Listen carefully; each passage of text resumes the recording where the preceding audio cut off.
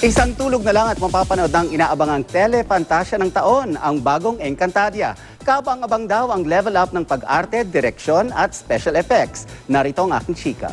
Sangre, napakarami. Hindi makapaniwala sina Glyza de Castro, Sanya Lopez at Gabby Garcia na bukas na ipapalabas ang bagong Encantadia. Ilang buwan na kasi ang ipinuhunan nila sa training, rehearsal at taping ng telepantasya. Sinamahan ang tatlo ng GMA News kahapon sa Kapuso Brigade Party. Hindi nakarating si Kylie Padilla dahil nagtitaping ito. Yung nung una namin napanood to, alam mo magugustuhan ng tao. Magugulat yung tao, hindi lang sa cast, kundi pati sa visual effects.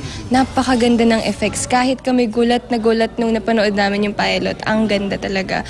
Ikinuwento pa ng tatlo na halos karugtong na ng totoong buhay nila ang role nila bilang mga sangre na tagapangalaga ng brilyante. Sa mga nakaraang buwan daw, matindi ang pag-aaral nila sa kanilang role. Kaya't kahit hindi rumorolyo ang kamera, dama pa rin nila ang pagiging sangre. Ako nadadala ko. Minsan choice ko na hindi muna bumitaw. Bukas na mapapanood ang Encantadia pagkatapos ng 24 oras. Kaabang-abang ang pinatinding pag-arte, direksyon at special effects.